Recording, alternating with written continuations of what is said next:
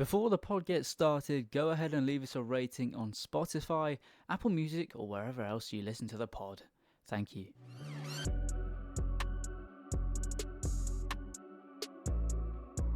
Hello, everybody, and welcome back to the Yellow Squared podcast. We've been off for a week, haven't we, James? So, Yes, we how have, are you yeah. doing? Yeah, I'm all right. Apologies that we couldn't get one out. I was on my arse with a bit of a virus, so I couldn't record. But Yeah. it was just typical that that we uh, um, that we missed the 5-0 win over Rotherham. Yeah. We had to sit and speak about a 0-0 for half an hour the week before, and then the one week we can't record, we go and put 5 past Rotherham. We decided beforehand we weren't going to spend too long on speaking about Rotherham because it's, in the past week, but I don't think it can be unspoken about, if you get what I mean. Yeah, yeah, I got to thought it was acknowledge I it. thought it was brilliant. Yeah, brilliant performance. Really nice to see so many different goal scorers. Nice to see Healy come Mm. on and get himself an assist. It was a shame that he didn't get himself a goal, but he sort of butchered the chance a little bit. But gave it to Martins, yeah. Um, but yeah, 5-star performance from me. Ken played really well. Rajvic got 2 goals again. Yeah, just Yes, it's just simple football, isn't it? Put the ball in the box and we score. it does seem to be the way, doesn't it, for Rajvic? He's such a conundrum for me because what was it? He scored 2 and what had 3 passes all game or Yeah, something it was crazy like that. something crazy like that. It's as long as he's scoring, I'm happy. But it really does show the value of having sort of Sema and Lewis out on that left hand side to just put balls into a dangerous area because he does seem to come alive in the box, doesn't he? So Yeah, delighted for it, delighted for him. And yeah, it was a bit of a shame about Healy. He looked a bit rusty, didn't he? Looked yeah, a like he little bit. was trying a bit too hard. But yeah, 5-0. I think it was the From the Rookery End lads who said, "Can you describe a 5-0 win as routine?" But it did kind of feel like it to some Yeah, degree. I know yeah, there yeah, were some. I know Rotherham were down to 10 by the end, and they weren't particularly good and particularly threatening. But you can only beat what's in front of you, right? mm, And there are plenty of times last season that I think we would definitely not have ended up scoring 5 against a team like that. So it was nice to see that we put our foot to the Rotherham throat, so yeah. to speak, Of course, yeah, and killed them off. So yeah, thoroughly pleasing win, and nice to go into an international break unbeaten and off the back of a, a high scoring win. yeah, yeah. Great for confidence, and I think we're gonna need it when we go to Leicester next week, Mm, which I'm yeah. absolutely buzzing for.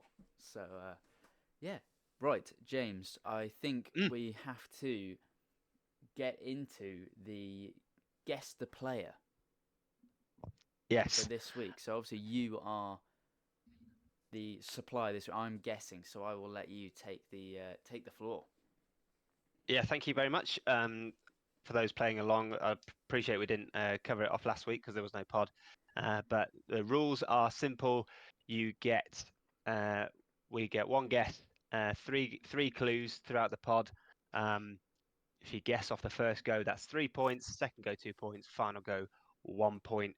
Play along at home. Let us know how you get on. I'm currently 2-0 up, but Ned has not had a guess yet. So, mate, are you ready for the first clue for today's guess the player? I am indeed. Okay. I first signed for Gino Pozzo in the summer of 2010, before eventually arriving at Vicarage Road in the summer of 2012. Oh,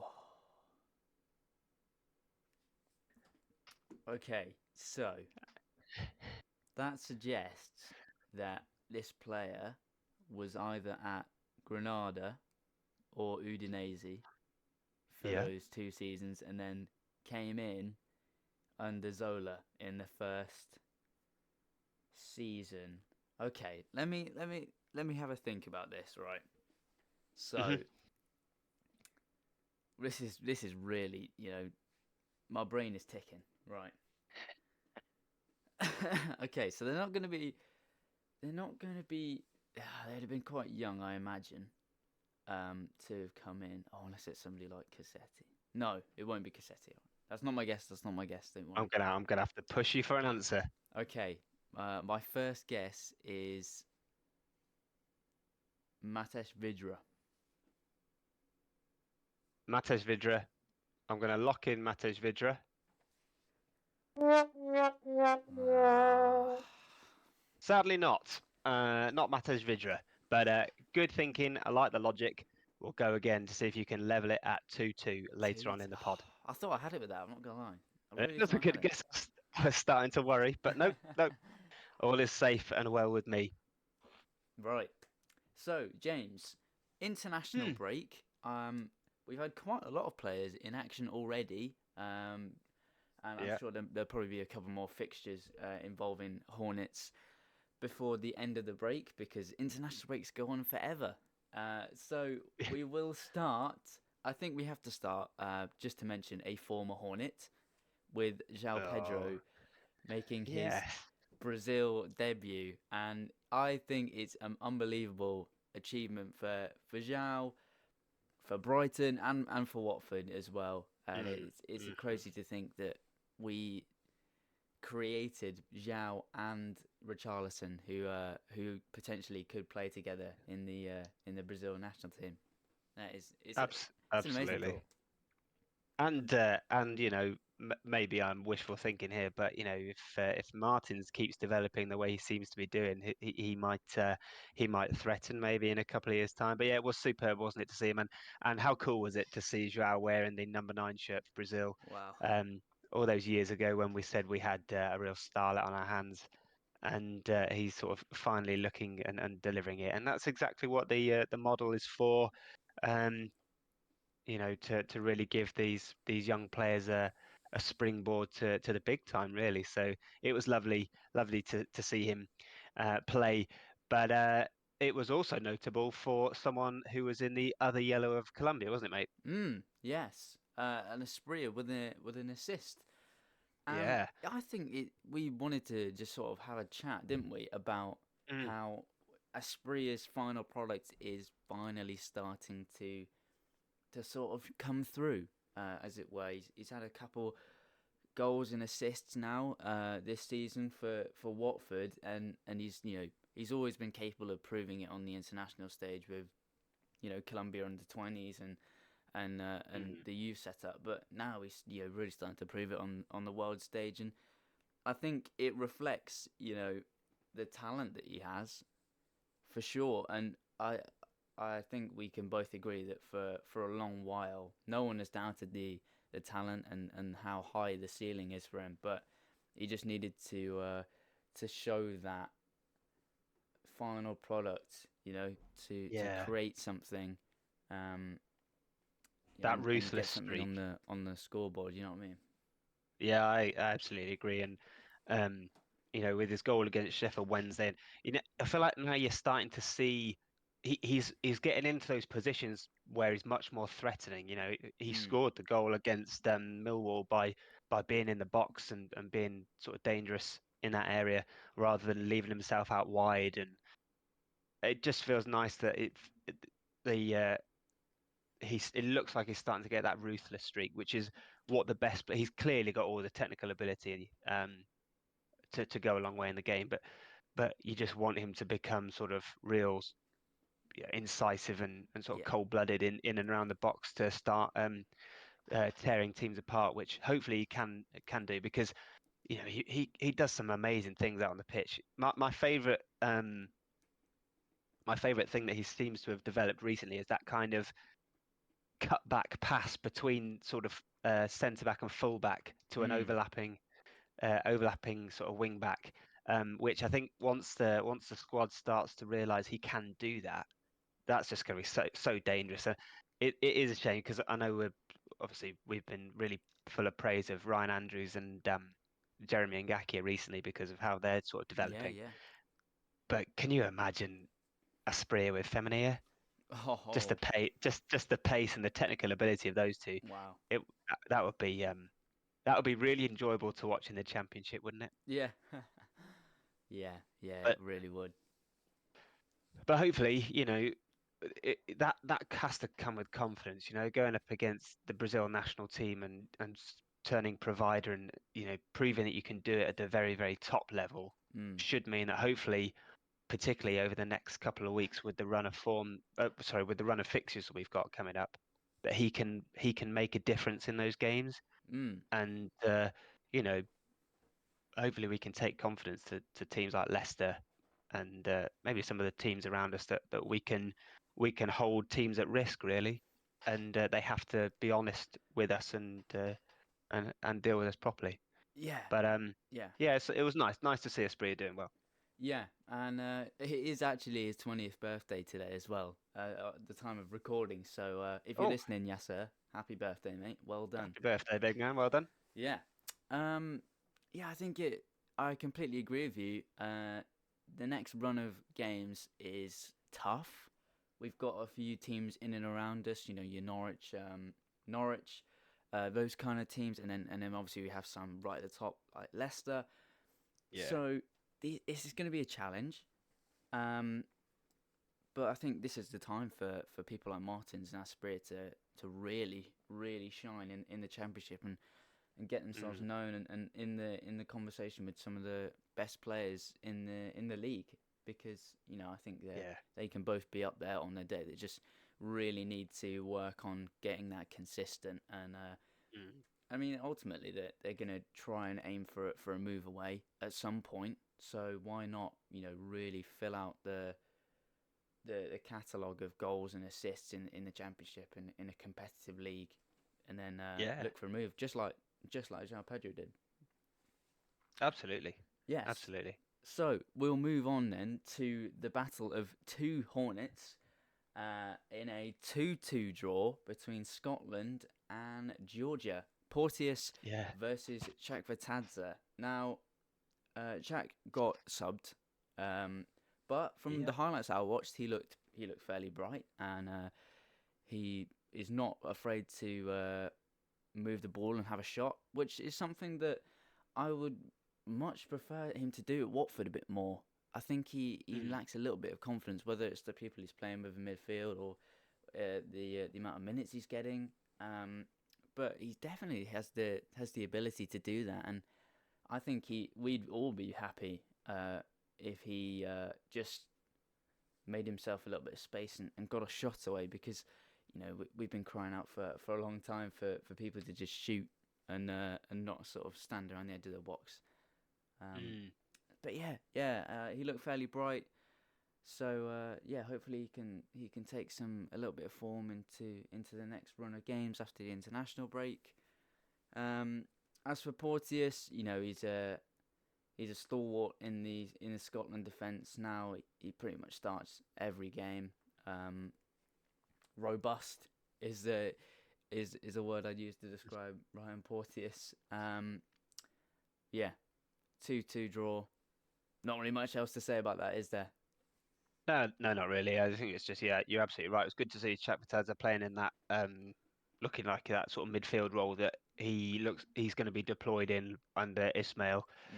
Mm. So um, I just hope that some of these guys can bring their international form into club form, because Porteous seems to do really well at Oh yeah, Scotland, yeah. and has sort of tailed off in the last couple of weeks for Watford, but um, yeah, hopefully they can sort of bring some of that form back into the club. Yeah, yeah, for sure. And just to finish off, two more Hornets have been in action this international break. Kone for Canada playing against Jamaica in a 2-1 win. Doesn't Yep. really seem like he did a lot, but you know what? International experience is all valuable, and so he will at least be taking away something from that. Um, Yeah. Regardless if he had a huge impact on the game. Always nice to get a win on the international stage, and more minutes in tank for him, because I think he will be used quite a lot in the upcoming games up and around Christmas, where fixtures are very congested. Not as much as Mhm. last season, obviously, because we don't have a 6-week break for for the World Cup this season, but it gets very Yeah, busy, and he's going to need to be very fit, very match fit, and ready, because I yeah. think he will be playing quite a few minutes over that time.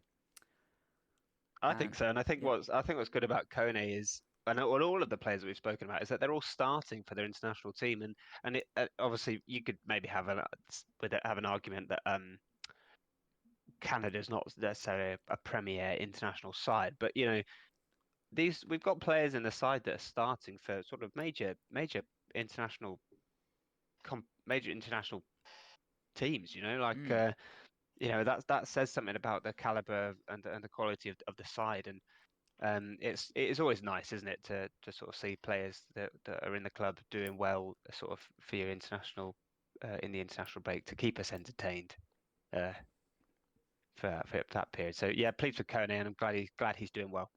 yeah, and Kayembe didn't actually feature in the Congo's win over Mauritania, which is a bit of a weird one, I think, because he's actually been in some good form recently. So, bit of a surprise that he didn't feature, but I imagine if they think they might be playing another game this international break, so hopefully he'll get some minutes then.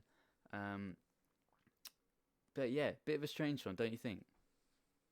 Yeah, bit of a strange one, but hopefully I think they play again this weekend, so he might get a run out there. Yeah, for sure. So James, we will move on now to a bit of a different question. Um, Mm, So Jake Livermore, at the start of the season, his signing, people were a bit. Ooh, what's the word? Um, lukewarm. yeah, people weren't.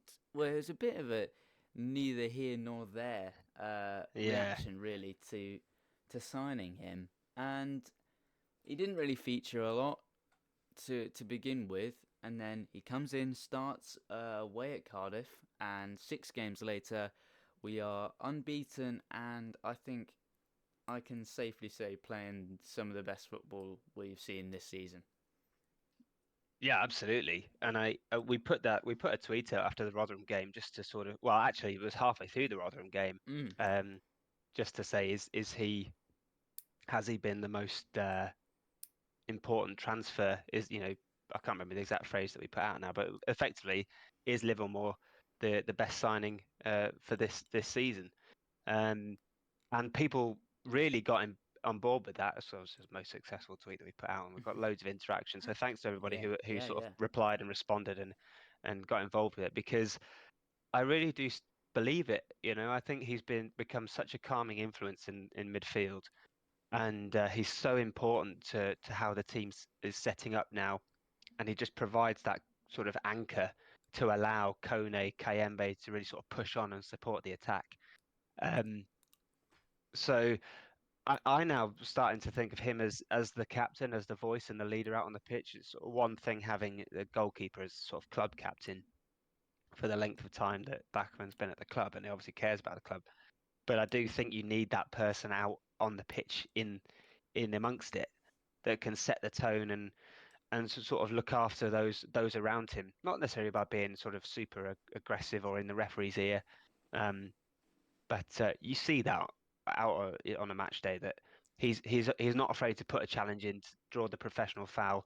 And you've just seen with all of his interactions with the players and full-time whistles and when goals have gone in that even at 34 now, it really still matters to him playing. Mm. And I think the relationship he's got with Valerian Ismail is so important. And he clearly likes working for him. So for Ismail, Livermore is such an important, I guess, lieutenant sort of ally within the team, to help him get across his points. And it was a really good interview that Livermore did with the club about a week ago now. Just some of the philosophy and the side, the togetherness of the team, and there were some points about how they had a bit of a mindset shift, making this team a bit more difficult to break down, so to Yeah, yeah. be a bit more defensively solid, which is why I think we've seen some of the I don't want to say more boring performances away from home, but they're clearly trying to become more difficult to break down and more compact, and then hopefully the attacking flair players can can nick a goal here or there, which I don't mind. I don't mind that the team have changed the way they play because it's a results business, and it does seem like it is paying off at the moment. I guess the real test is the next 6 games. But yeah, I think Livermore's been so important, and I'm really pleased to see him doing so well. I don't know what you think. Yeah. No, it is good to see him doing well, and I agree. He's kind of become that leader on outfield on the pitch. You know, like you said, it's one thing to have Backman as the overall club captain, but I personally don't think that any goalkeeper makes that good of a captain. It's the same way that I wouldn't say that many strikers make great captains, unless you know Very Troy Deeney, of individualistic, course. aren't they? But I think yeah, because they're so the position. It's not necessarily the person, but the position of Mm. striker is naturally going to be more greedy and want to score every time they come forward. So they're not. I wouldn't say they're the best marshal on the pitch, and same for goalkeeper. Their goalkeeper spends most of the game, out of the way. So it's difficult for Backman to have an influence on how the team's playing, if he wants to G them up or get them going. It's difficult for him, but I think Livermore steps in and performs that role excellently. He shows a lot of experience, and he's not the most flashy player. He's not the best player, but he barely ever loses the ball, and I think that is so solid for somebody that sits at the base of midfield, knowing that you can have someone behind you. It's a safe pair of hands to mop up. He's not afraid of a challenge. He will, tidily move the ball about between the defenders, and I just think that he's stepped up. He's stepped up. He's become the focal point of the midfield. He does the best, like in the game against Sheffield Wednesday. It's a little bit flat, wasn't it? In the Mm. first half, and he steps up. You can see him visually trying to g up some players, get things going. Really raise the standards, try and get into a different gear. And I don't think other players can do that as well as he can, which is why he's come in and why it's no surprise that he's come in, started 6 games in a row, and we're unbeaten because he's made it harder for other teams to break through. And even when we are conceding goals, he's still going. And when Sema scored away against Swansea and he sank to his knees, it was a real nice moment to show that yeah, he does care, and it really means something to him. Like you said, he's 34 now, and it still means so much to him. So it's Mm. he's a Mm. real. He's a perfect professional, isn't he? That's what you have to describe him as. I think that's a great way of putting it. Yeah. Yeah, he does everything you ask for him, and some as well. Mm. So yeah, really great player, and I think he will comfortably be one of the signings of the season come the end of the season when we have a little breakdown in the keep buy sell, as it were. Oh yeah, yeah, absolutely. And I suppose sort of building on from that, mate, I'll talk about another tweet that we put out after the Rotherham game, Mm, which was effectively saying, sticking by Valerian, got through that troubled period, and now we're sort of emerging from a bit of frustration. Are we right now to be sort of looking forward and looking up? Um, I think the exact tweet was we were 21st in the table, 1 point above QPR in the relegation zone when we were beaten comfortably by Sunderland a mm. day after Ismail signed a new deal. Now we're 13th and 6th unbeaten. Has the side turned a corner, and can we look forward slash up now? Yeah, Um, yeah. so it kind of links to we're doing a little bit of comparison to where we were last season, and sort of build the next bit of the chat around that, I guess, really, because Mm, so to compare us in the league table to where we were at this point last season. So after 16 games last season, we had 23 points. This season we have 21 points, and the records are pretty much identical. mm. Swap a draw for a win by this point last season. And interestingly, the 16th game last season was quiz question. Ned, do you know who it was against? Was it the Luton game? It was Luton 4, Luton, sorry, Luton 4. Watford 4, Luton nil. Um, so coming off the back of a big win after game week 16. So it's sort of on the face of it, we're worse off points wise. The squad hasn't got as much talent in it, but you know, what do you think we're worse off? No, no. As In some ways, I feel like we're actually better off. You know, how many times last season on the pod did we say, I would trade having a worse squad for a team that works for each other and is more Yeah, cohesive. And I feel like that's yeah, what we have now. And under a manager like Ishmael, it does make you think, doesn't it? Like, would we have been stressing, after we were beaten mm, comfortably by Leeds, comfortably by Sunderland, and we'd lost 3 games in a row? Would we have been stressing last season about the manager being sacked, and then mm, we turn a corner, and then all of a sudden we're pushing ourselves up the table and talking about getting further up and going on a long unbeaten run, and trying to compete with the people at the top end of the championship rather than being so yeah, negative. And yeah, I think that's quite a frustrating thing for me, because I feel like there have been previous managers where we could have turned a corner. I think Rob Edwards, if he'd been given the squad, mm, um, yeah, we could have ridden out poor games and poor periods, because it's always going to happen. Every team is going to have a little bit of a wobble in the championship at some point in the season. So I feel like if we'd stuck it out with Edwards, and like we have done with Ishmael, I feel like there could have been some reward for sticking with them, and giving Ishmael a new contract, and sticking with him while we were playing some poor football and sitting in the relegation zone. And it was mm, all very negative and very, we could be going on a League One tour next season and all this stuff, to now be in the position where we are. And I think it just shows a bit of trust from Gino to the head coach. And mm, you know what? Whilst we are worse off in points wise, I feel like, yeah, we are in a better position as a club, as a squad, and as in a different mindset completely. Yeah. What do you think about it? yeah, I agree, and I think sort of when we were crafting that sort of message to send out, when we talk about looking forwards and up, um, it can be very easy to look at it sort of linearly and just say, oh, that means that we're just sort of looking up the table.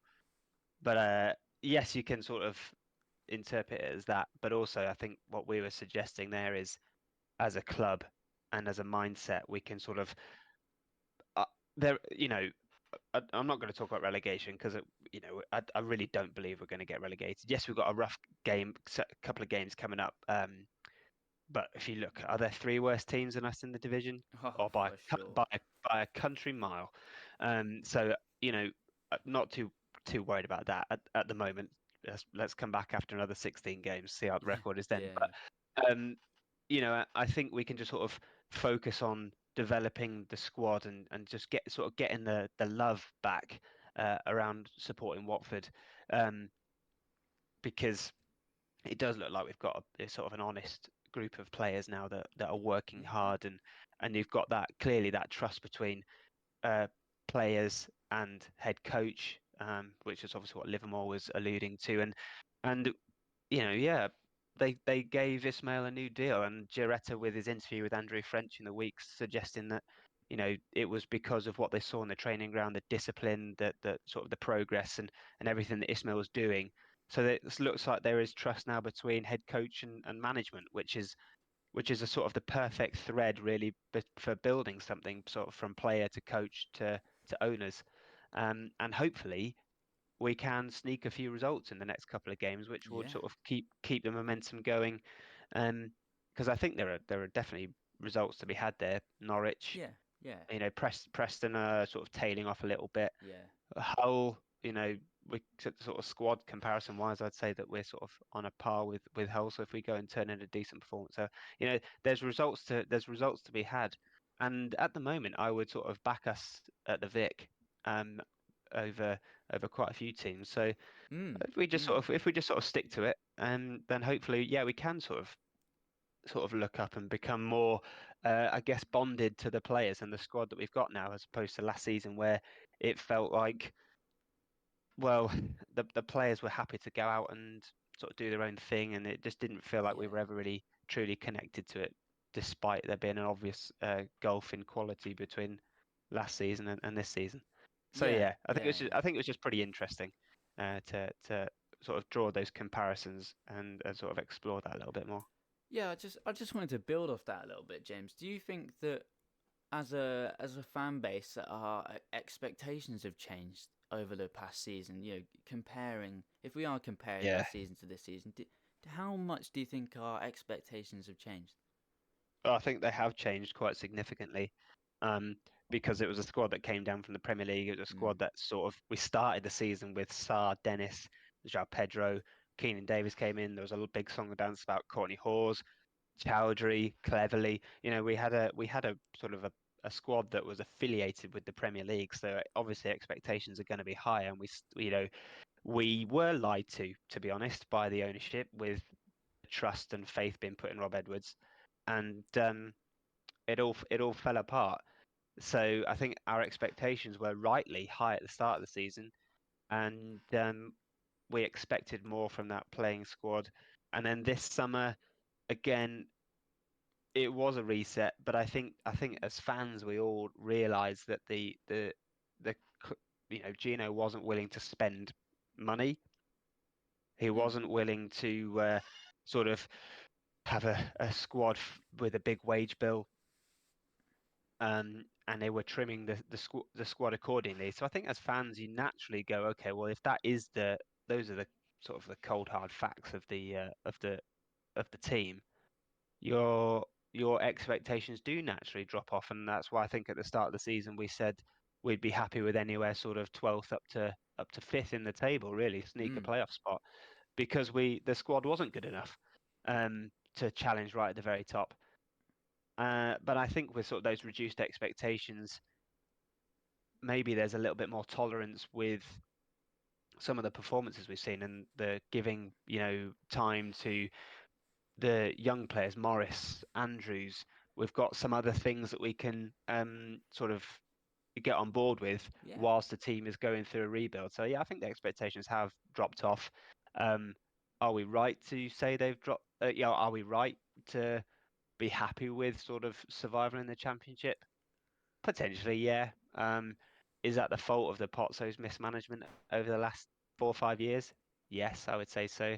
mm, We shouldn't really be in this situation that we are now. But um, if if they are being truthful and we are going to be debt free as a club by the end of this season, then that's a great place to be. The size of the club we are, we should be aiming to be in the top 30 of the UK in terms of football yeah, clubs. So mm, anywhere sort of top half of the Championship to the Premier League is um is great, right?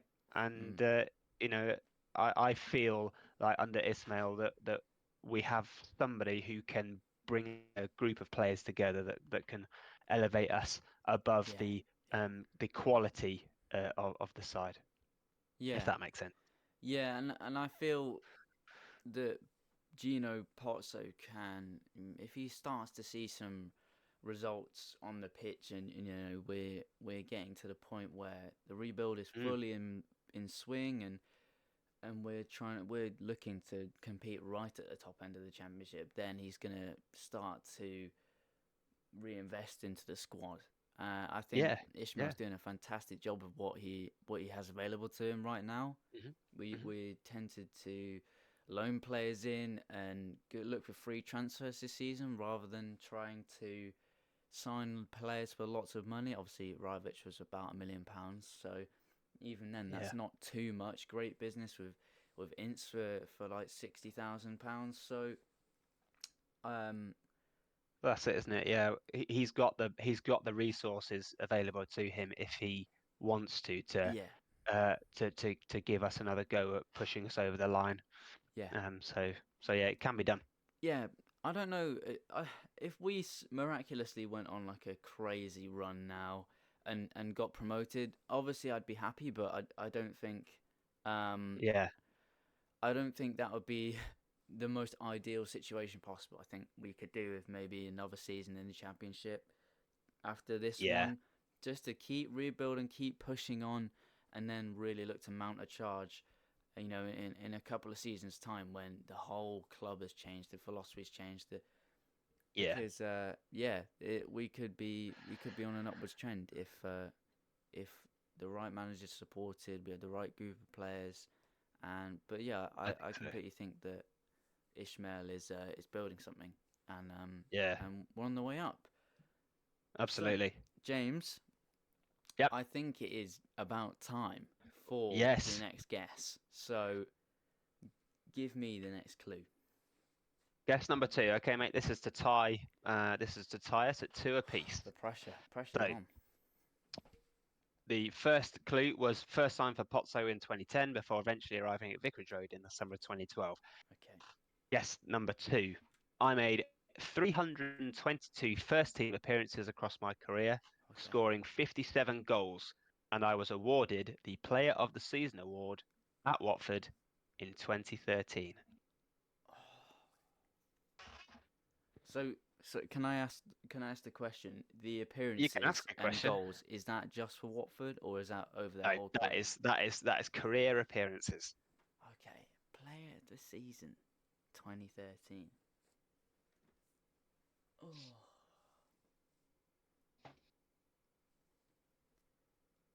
Hmm. This is a difficult one. Yeah. 57 goals across their career. So there must be a midfielder or attacking midfielder, something like that, because I don't think that's a good enough goal return for a striker, really. Mhm. I Especially like to it. be player of the season as well. Yeah, yeah, yeah, yeah. Okay, this is I'm gonna have it's to probably push it's you for probably an answer now. it's probably quite poor that I don't know who the player of the season was. Right, I'm going to Oh, say my guess is yeah. the Professor Alman Abdi. Oh, that is Yes. very good. Very good. I didn't know if you were going to get it. Yeah, Alman Abdi. Wow. Two apiece, Ned. Two apiece. The final clue for those who wanted to hear it was I was famous for my cultured finishes from outside the box. I was dubbed the Professor by the Hornets faithful. Oh, good little Alman clue. That Abdi. good little clue. Yeah, But good little clue. Yeah. I'm pleased I managed to tie it up. The pressure was on there. I don't want to be Very on a. good. Don't want to get fall behind after the first week of guessing. You So don't, and you don't want to forget the Professor, do you? You don't want to be like, oh, I can't believe I didn't guess Alman Abdi. yeah, you'd really be kicking yourself. Very good, mate. Well done. Two apiece, and I look forward to next week's Yeah. uh, guest. Yes, I'll be cooking up a player for you to have a little guess at. Right. So we'll move on from that. Two apiece. I'm buzzing over that. I'm buzzing over that. Yeah, well done. So James, just to end off the podcast, Luther Mm, Blissett, he took over a new role at the club, if it were yeah, like a community. It's a community role, isn't it? Just sort yeah, of bridge like the gap ambassadorial. Yeah, between the club and the fan base. Um, but he seems to get himself into you know some difficult situations on social media, yeah, he does. and he seems to get quite a bit of stick for it, quite a bit of abuse. What are your thoughts on that? Because it's a very difficult one, isn't it? It is a strange one. I, yeah, I, I had a number of times where I sort of scrolling through um Twitter and I see Luther sort of responding to people or posting posting memes, Yeah. um, and you do think, wonder why are you doing that? It doesn't it. I suppose the real thing is it doesn't quite align with sort of your vision of Luther Blissett as an individual, as a person, and as a Watford legend, No. but also as like an honorary life. Is he an honorary life president? Sort of the Something like kind of that. position that he holds in Watford, sort of up there with Sir Elton John and obviously Graham Taylor is sort of the real icons of the club. To see him out on social media saying these kinds of things, or putting these messages out there, it does sort of feel a bit strange to sort of see him doing that, especially as some of the people that he seems, or some of the messages he's replying to, is they're just, I would say, not the sort of thing that you want him to be getting involved with. Mm. But on the flip side of it, there's part of me that really likes it. There's Mm. part of me that really likes that Luther cares so much about the club, and I really think that he's trying to get out there and engage with people, and he's answering questions. Yeah, absolutely. He's almost saying the things that Duxbury and Potso can't Yeah, come out and say. yeah, yeah. He sort of quashed those rumors about American investors, didn't he? Really, Mm. recently, by just saying, no, they're just friends of the Potsos. Like, basically, get over it. Yeah, So I like how engaged he is with the fans, and it's nice to sort of have a voice from the club, which is a bit more relatable and sort of a friendly face. And obviously, it's just really impressive what he did with the remembrance stuff, the Rotherham game, that he mm. pulled all that together, and the work that he's doing with the club and the fans. And so so I think it's a hugely beneficial and useful outlet for the club to have that kind of person. I would potentially just sort of want to rein him in a little bit with what he gets involved in, because Yeah, I think he could become a really powerful voice if he tailored his responses to certain specific topics or yeah, yeah, things. But he seems really responsive to people, DMing him, or sort of mentioning him in their tweets, and he's really an engaged person. I think he's gone back. He's dealing with the stuff about the rookery end and the stewards, not aligning with the principles of Watford, all that kind of stuff. So, yeah. yeah, I don't understand the abuse, No, no, because I I don't don't. really think he's I don't think he's actually done anything wrong. And anybody that's suggesting it's not his own Twitter account is ridiculous. No, that's Um, such yeah, a it's just stupid thing to say. yeah, it is. But I just find it really interesting, that he's sort of getting that response, really, when, if it wasn't for him, we wouldn't have any of this information coming out. So Yeah, so I would just sort of want to say I like it, and I hope he continues to do it. But I think he should just sort of hone in his sights for what he wants to get involved in, because he could, unfortunately for him, he could get himself embroiled in something that he doesn't need to get involved in. yeah, yeah. I think there's some people on Twitter that he shouldn't even really waste his time over.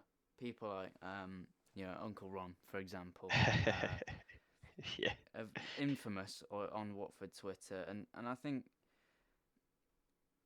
Luther is really just he's living the eyes. He tweets as if he's a seasoned Watford Twitter user. At times when he's Yeah. replying to people like that, and it is very difficult to restrain yourself, because some of the things that people say just makes you so Yeah. confused, and you want to reply, and you want to reply with what you want to say, but I personally, I think, I agree with you. I think it's a great job for him. He's doing a great job, but yeah, he just needs to rein in, not necessarily what he's saying, but just to rein in about who he's replying to, and really just sort of think, like, is it worth replying over this? Is it worth getting involved in something like that? Which Yeah. yeah, yeah, I don't understand the abuse. That seems a bit bizarre, but Yeah. yeah, yeah, I can agree that it just needs to be reined in a little bit. Mm. Yeah. So, James, any final little points before we look to wrap up the podcast? Not from me. Just to say that we're going to be trying to capture some clips from our away trip to Leicester. We're taking the pod on tour to Mm. Leicestershire. Yeah, hopefully you guys will like that when we put it out. So we're going to go, just you and I, we're going to go and take in Leicester away Yeah. and have a nice day out there. So we're going to look forward to trying to get some thoughts throughout the day as to how the game's going to go, how it's going, and sort of in the car on the way home, I guess. So yeah, very much looking forward to that one. Sorry we couldn't get a pod out last week, but yeah, the international break's a funny one, isn't it? For bringing up all sorts of thoughts. So I think we just wanted to really sit down and have a chat about where we think that the club are and how it's all going at the moment. And so hopefully everyone got a flavour that, I mean, I don't know about you, but I think things are moving forward for the team, which is Yeah. great news. Yeah, really great news. Yeah, just before I finish up the podcast, best of luck to the Watford women who are taking on Sheffield United today. Big game, very big game. Very winnable as well for the Golden Girls. Sheffield United sitting ninth, so this is close, a real 6-pointer, and would edge Watford close to being safety in safety, because they are currently 5 points adrift of safety at the moment, behind 10th place Reading. So a real must win today. Yeah. So best of luck to them, and Yeah, hopefully fingers they crossed. get on very well. Yeah. So thank you so much for taking the time out of your day to listen to the Yellow Square podcast this week. Apologies for no episode last week. Yeah, we can only apologise for that. Just one of those weeks, wasn't it, James, where we just couldn't find the time to get together and Yeah. and No talk things one out. wants to listen to me coughing down a mic the whole time. So Yeah. But yeah, thank you for listening, and we will catch you again very soon. Take care, guys.